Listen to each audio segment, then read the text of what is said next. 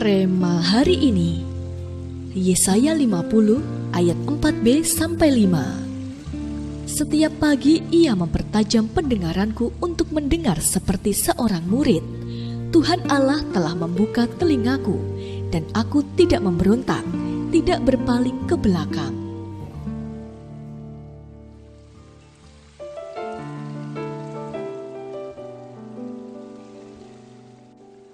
Teng teng teng teng teng.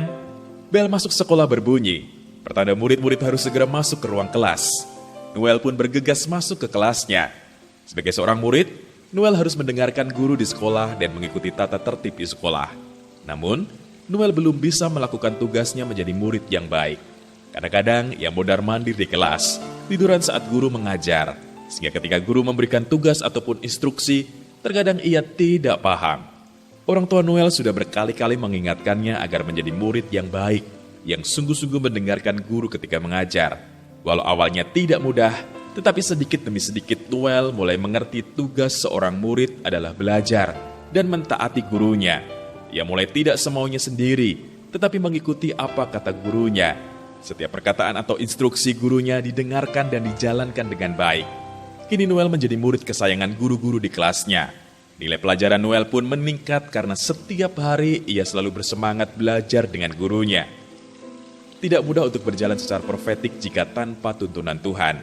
Kalau kita tidak memiliki hubungan yang dekat dengan Tuhan, kita tidak bisa melakukan hal-hal yang seolah mustahil bagi manusia. Namun akan berbeda bila kita memiliki hati seorang murid seperti Noel yang mendengarkan perkataan gurunya. Sebagai murid Kristus, kita harus memiliki kerelaan hati bangun pagi-pagi agar bisa mendengar suara guru kita, yaitu Tuhan Yesus. Ketika kita mendekat pada Tuhan, sabar menanti-nantinya, Tuhan akan mempertajam kepekaan kita.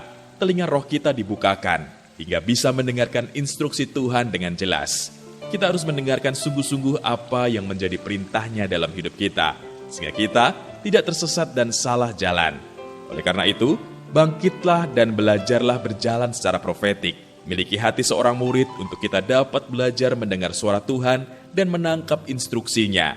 Dengan demikian, kita akan mengalami kemuliaan demi kemuliaan di tahun kemuliaan ini. Apakah Anda sudah memiliki hati sebagai seorang murid? Jika sudah atau belum, mengapa? Apa yang menghalangi Anda memiliki hati seorang murid?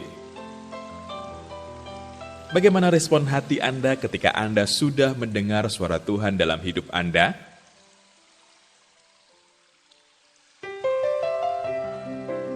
Tuhan Yesus, ajarilah kami untuk memiliki hati seorang murid. Kami mau belajar lebih dan lebih lagi agar kami bisa mendengar suara-Mu dan menjalankan semua perintah-Mu. Di dalam nama Tuhan Yesus, kami berdoa. Amin.